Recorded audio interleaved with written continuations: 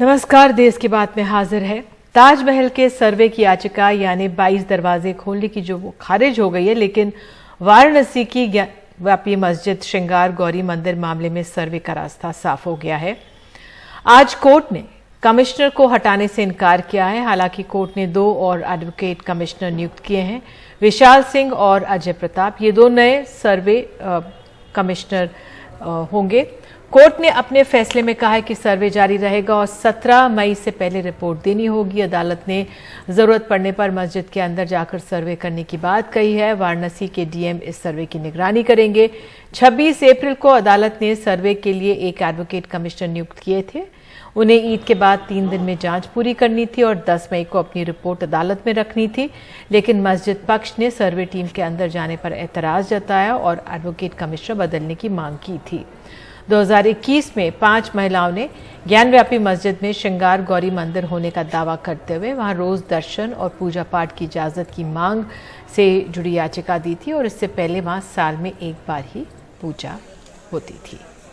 तो आइए आपको बता दें कि हमारे सहयोगी अजय सिंह वहीं पे लगातार मौजूद हैं। अदालत ने एडवोकेट कमिश्नर अजय मिश्रा को बरकरार रखते हुए उनके सहयोग में विशाल सिंह और अजय प्रताप सिंह को नियुक्त किया है। जो विशाल सिंह है उनसे बात की है अजय सिंह। ज्ञानव्यापी मस्जिद और श्रृंगार गौरी मंदिर मामले में जो एक एडवोकेट कमिश्नर की निष्पक्षता पर अंजुमन इंतजामिया मसाजिद कमेटी के वकील लोगों ने एक आरोप लगाया था, जिसपे 3 दिन गर्मागर्म बहस चली। अदालत ने सारी बातें सुनी और उन्होंने अजय मिश्रा को बरकरार रखते हुए 2 और लोगों को नियुक्त किया गया है। उसमें विशाल सिंह जी हैं और अजय प्रताप सिंह जी हैं। अजय प्रताप सिंह जी सहयोग करेंगे, विशाल सिंह जो है वो उनके साथ रह करके काम करेंगे। हमारे साथ ये दोनों लोग हैं, सारे अधिवक्तागण यहाँ पर हैं और विशाल सिंह जी भी हैं, अजय प्रताप सिंह जी भी हैं। तो हम जानने की कोशिश करेंगे कि अब आप लोगों को ये आप क्या मानते हैं, कितनी बड़ी जिम्मेदारी मिली है और इसे कैसे करेंगे? माननीय न्यायालय ने बहुत बड़ी जिम्मेदारी दी है। मुझे विशेष कमिश्नर के रूप में नियुक्त किया है और अजय प्रताप सिंह जी को सहयोगी के रूप में इस सर्वे कमीशन की कार्रवाई को अमल में लाने के लिए नियुक्त किया गया है। जो माननीय न्यायालय का आदेश है उसका अक्षरशः पालन किया जाएगा। माननीय न्यायालय ने अपने आदेश में स्पष्ट पूरी चीज़ें कर दी हैं और माननीय न्यायालय के आदेश का अक्षरशः पालन किया जाएगा। तो उसमें क्या क्या आदेश है, जैसे आप लोगों ने जाना तो क्या माननीय न्यायालय का आदेश है उसको आप पढ़ लीजिए, पूरी चीज़ उसमें लिखी गई है और माननीय न्यायालय के आदेश का अक्षरशः पालन किया जाएगा। शांतिपूर्ण तरीके से कमीशन की कार्रवाई संपादित करने के लिए माननीय न्यायालय ने स्पष्ट आदेश पारित किया है कि जिलाधिकारी महोदय वाराणसी, पुलिस कमिश्नर महोदय वाराणसी, एक प्रति आदेश की डीजीपी उत्तर प्रदेश तथा एक प्रति आदेश की मुख्य सचिव उत्तर प्रदेश शासन को भेजी जाएगी, ताकि शांतिपूर्ण तरीके से ये कमीशन की कार्रवाई अमल में लाई जाए। तो साफ है कि जो विशेष कमिश्नर भी नियुक्त किए गए हैं और सारे लोग हैं, तो इसे साफ है कि पता चल रहा है कि ये जो है 17 तारीख तक इसे कंप्लीट करके इन्हें देना है। तो ये बहुत जल्द कल परसों में शुरू हो सकता है आपस में बैठ करने के बाद। वाराणसी से पुरुषोत्तम के साथ अजय सिंह, एनडीटीवी इंडिया। मसले को समझने के लिए हमारे साथ 2 खास मेहमान हैं। मदन मोहन यादव हिंदू पक्ष के वकील हैं और अतीक अंसारी इस्लामिक मामलों के विद्वान हमारे साथ मौजूद हैं। तो ये अपने आप में ऐसा मामला मुझे बताया जा रहा है, अभी जुड़ने ही जा रहे हैं हमारे साथ। ये एक मैप भी जारी किया गया, दोनों पक्षों के अपनी अपनी तरफ से दलीलें हैं, दावे हैं और आज ये एक जो कोर्ट का रुख है वो सामने आया है। इस कोर्ट के रुख को हम कैसे समझें और क्या आगे इसके मायने हैं? अगर सर्वे होगा, सर्वे का मकसद क्या होगा वो समझने की हम कोशिश करेंगे। और अगर पूजा अर्चना करने देने में अड़चन क्या है, क्या कोर्ट परिसर के बाहर है, इस मस्जिद परिसर के बाहर है, तमाम ऐसे सवाल हैं, अटकलें हैं जो बनी हुई हैं। और आपको बता दें 1991 का रिलीजियस प्लेसेस वर्शिप एक्ट भी है, जो उसके अनुसार आज़ादी के बाद मौजूदा पूजा स्थलों में धार्मिक स्वरूप को संरक्षित रखता है। तो तमाम चीज़ें हैं, दलीलें हैं, लेकिन फिलहाल यही है कि जो ये मामला सामने आया है उसमें किस तरह से आगे बढ़ा जा रहा है, आज कोर्ट में क्या हुआ, क्योंकि लोगों की बहुत दिलचस्पी है इसमें। यही हम आज समझने की कोशिश करेंगे। आपको बता दें कि हिंदू पक्ष का दावा रहा है कि श्रृंगार गौरी का मुख्य मंदिर मस्जिद के अंदर है, लिहाजा रोज दर्शन के पूजा पाठ करने की इजाजत दी जाए। अभी हमारे साथ मुझे बताया जा रहा है हमारे पहले गेस्ट मदन मोहन यादव जो हिंदू पक्ष के वकील हैं, मिल गए हैं। यादव जी, मैं आपसे यही जानना चाहूंगी, जो ये सर्वे हुआ है, जो होगा सर्वे, उसका मकसद क्या है? क्या अब आज के कोर्ट के बाद क्या आप मकसद क्या है इस सर्वे का, क्या हासिल होगा? जी मैडम, मैं इसके माध्यम से ये जो सिविल के मामले होते हैं उसमें एडवोकेट कमिश्नर नियुक्त किया जाना एक सामान्य प्रक्रिया है, जिससे कि जो वाद है जिसमें उसमें अनुतोष माननीय न्यायालय से मांगा गया है वह विधि सम्मत तरीके से संपादित हो, इसीलिए एडवोकेट कमीशन की कार्रवाई की मांग की जाती है।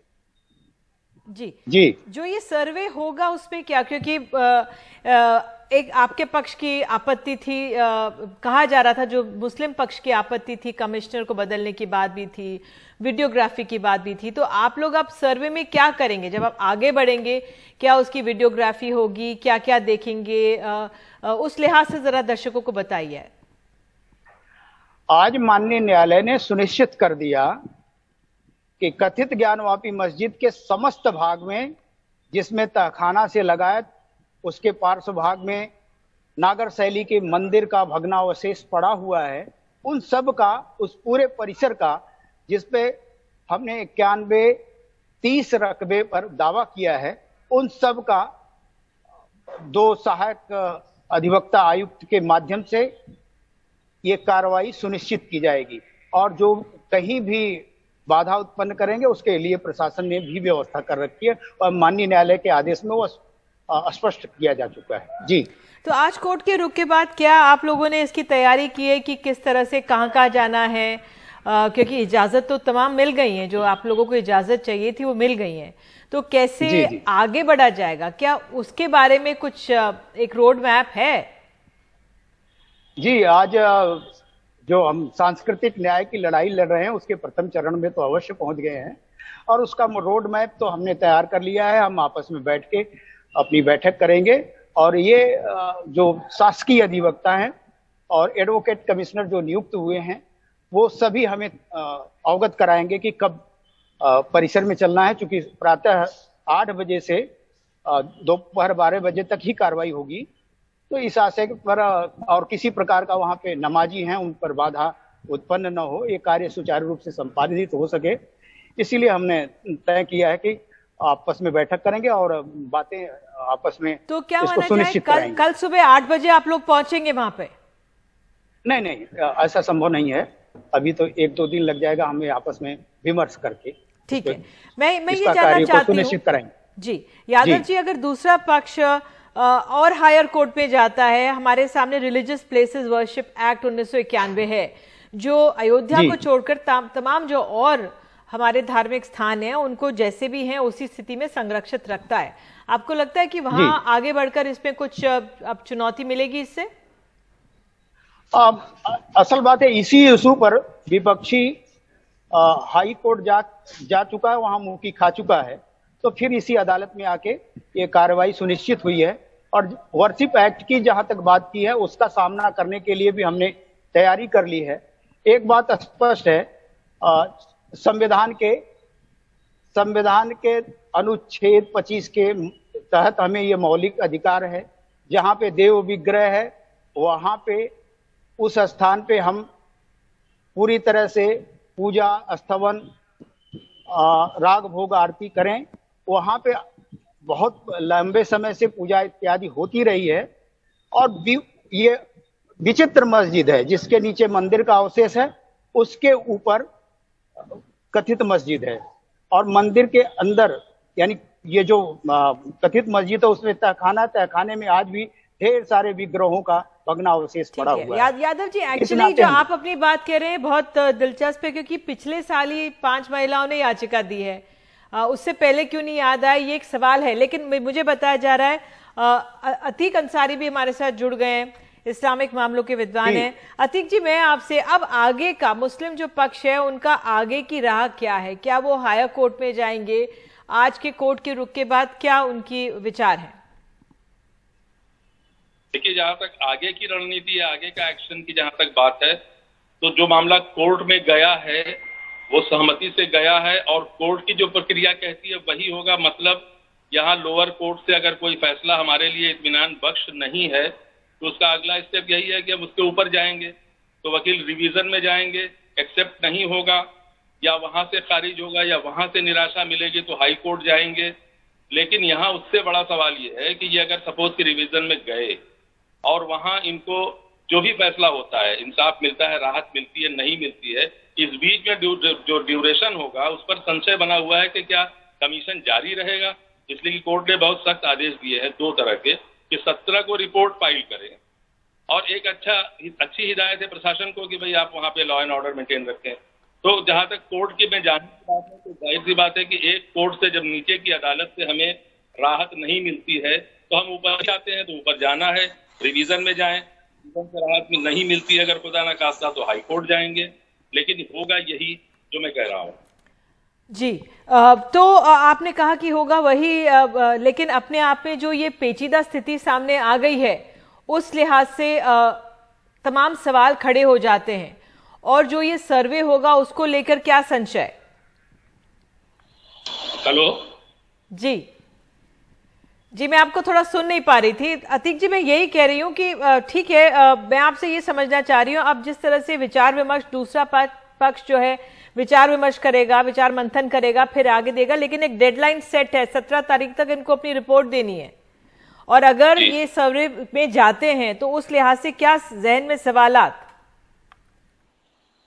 जी,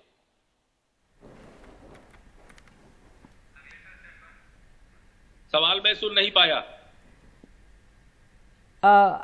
आखिरी बार मैं आपसे पूछ रही हूँ, जो ये सर्वे होगा इसको लेकर मन में क्या वहां पर तैयारी है या क्या सोच है वहां पर जो ये सर्वे होगा? क्योंकि अब तो सर्वे की अनुमति मिल गई है और 17 तारीख तक रिपोर्ट भी देनी है। तैयारी से मुराद आपकी कोर्ट में जो वकीलों का जो पैनल देख रहा है उसकी तैयारी, या आपका इशारा समाज की तरफ? समाज की नहीं, उस लिहाज से कानूनी पक्ष में समझना चाह रही हूँ।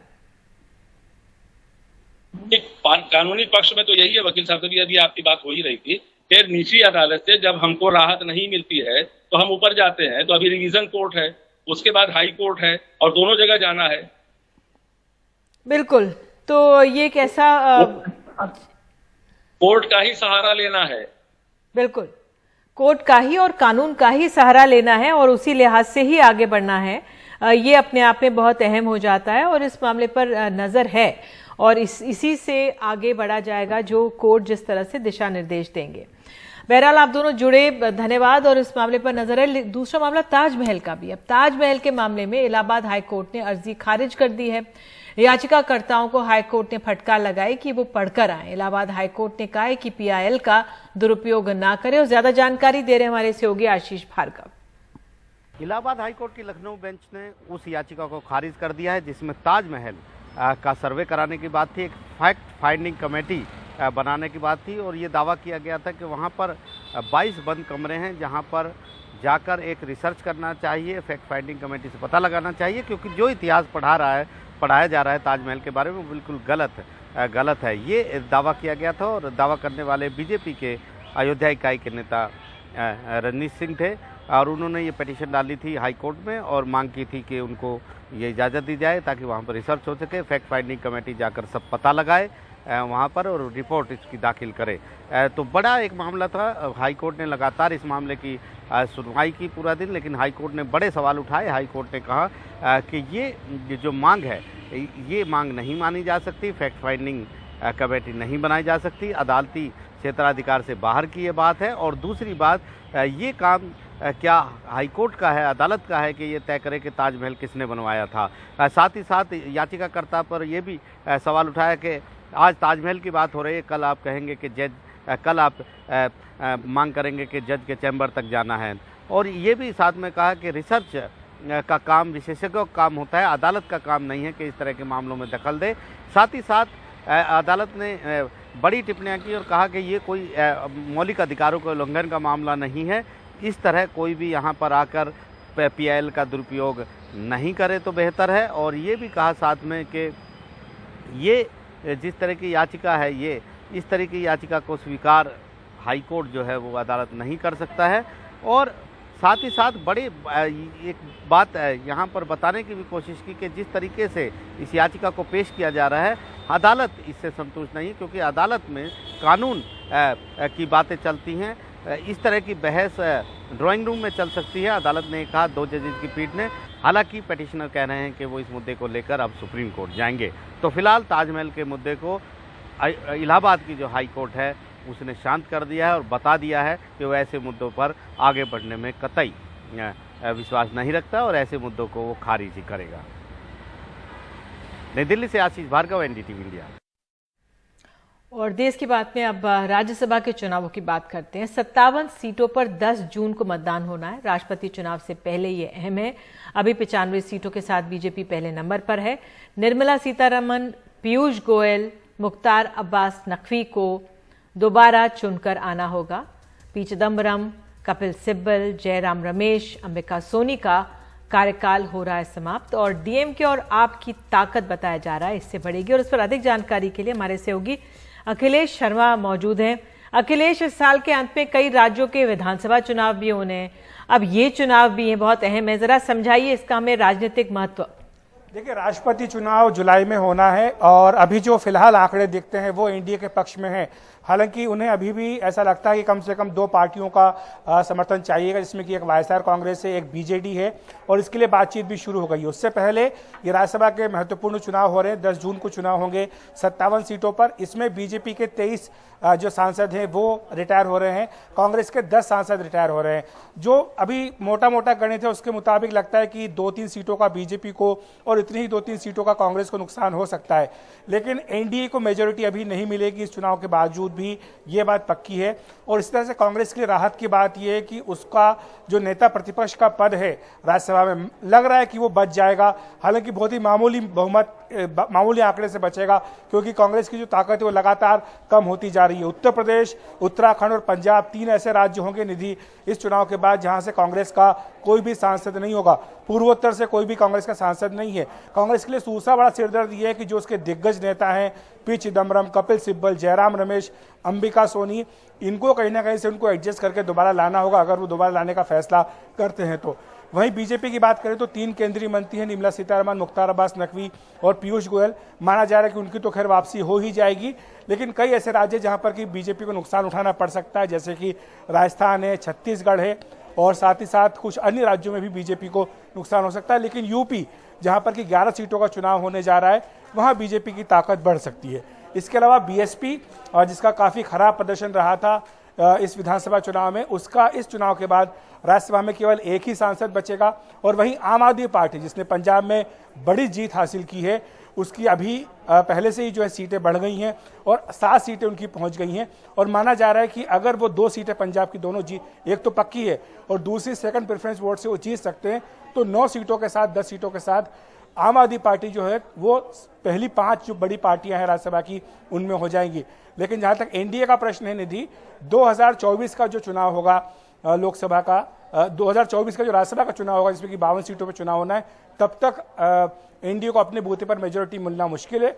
जैसा कि आपने कहा है कि कुछ राज्यों के जो विधानसभा चुनाव हैं, जिसमें कि कर्नाटक, मध्य प्रदेश, गुजरात, हिमाचल, छत्तीसगढ़, ये सारे चुनाव शामिल हैं, उसमें बीजेपी का जैसा प्रदर्शन रहेगा उस पर निर्भर करेगा कि 2024 में उनको राज्यसभा में बहुमत मिलता है या नहीं। बहरहाल बहुत बहुत धन्यवाद इस जानकारी के लिए अखिलेश। तो वाकई में अब चुनावों को लेकर रस्साकशी होगी, सीटों को लेकर। एक छोटा सा ब्रेक देश की बात में, आगे हम आपको ले चलेंगे राजस्थान। कांग्रेस का 3 दिन का यहाँ पर चिंतन शिविर हो रहा है और अपने भविष्य में किस तरह से सुधारें कांग्रेस, इस पर यहाँ पर विचार मंथन, रिपोर्ट दिखाएंगे।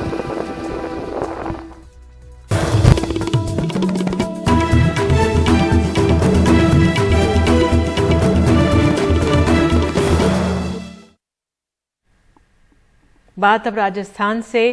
कांग्रेस पार्टी अपने भविष्य पर विचार मंथन के लिए राजस्थान में चिंतन शिविर कर रही है 3 दिन का। पार्टी के रूप में सबसे कमजोर पड़ाव पर पहुंच चुकी कांग्रेस का पिछले 8 सालों में दूसरा बड़ा जमावड़ा है।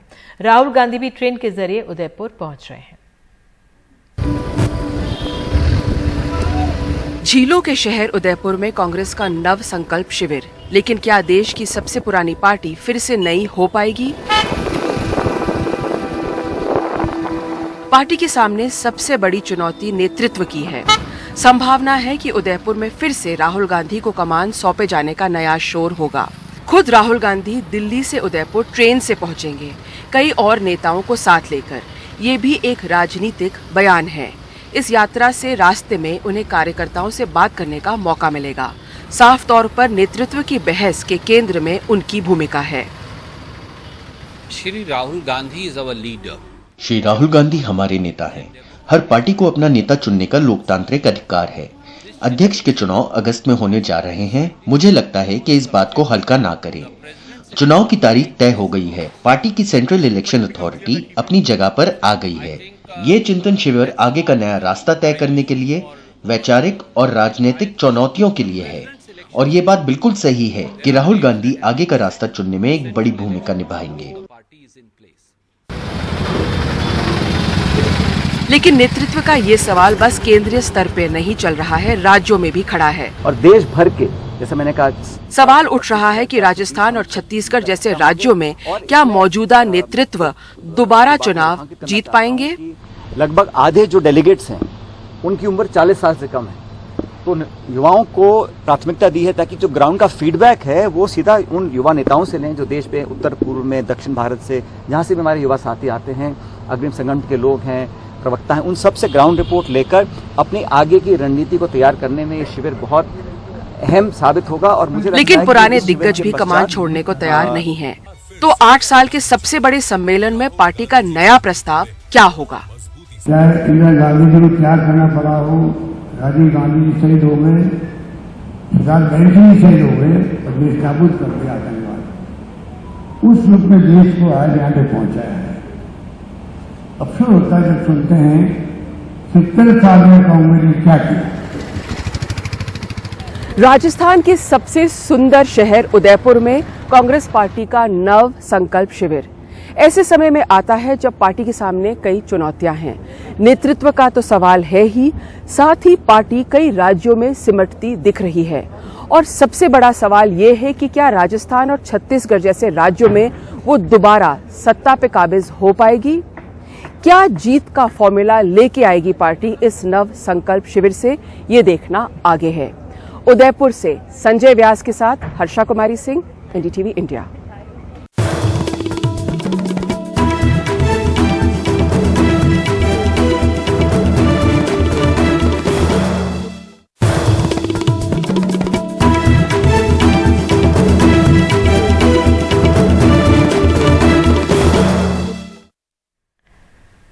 देश की बात में बात अब दिल्ली की। दक्षिण पूर्वी दिल्ली के मदनपुर खादर इलाके में आज एमसीडी के बुलडोजर ने कई बहुमंजिला इमारतों को ढा दिया। एमसीडी की कार्रवाई के विरोध कर रहे आम आदमी पार्टी के विधायक अमानतुल्लाह खान समेत लगभग 12 लोगों को पुलिस ने गिरफ्तार किया। दरअसल एमसीडी के बुलडोजर कब्जे हटाने के लिए मदनपुर खादर पहुंचे थे, जहां देखते ही देखते उन्होंने 3 बहुमंजिला इमारत को तोड़ दिया। जो दीवार नहीं गिर पाई और उनको हथौड़ों से तोड़ा गया।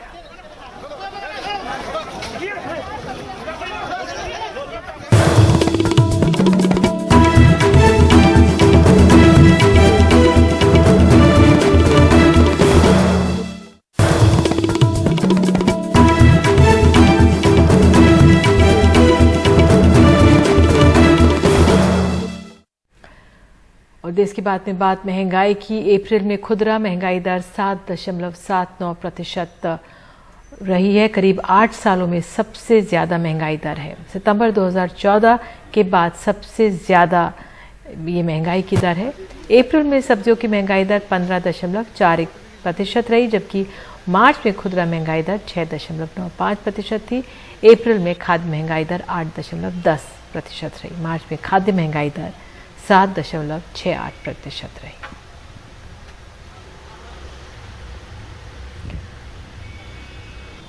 और इसी खबर के साथ देश की बात में आज के लिए इतना ही। नमस्कार।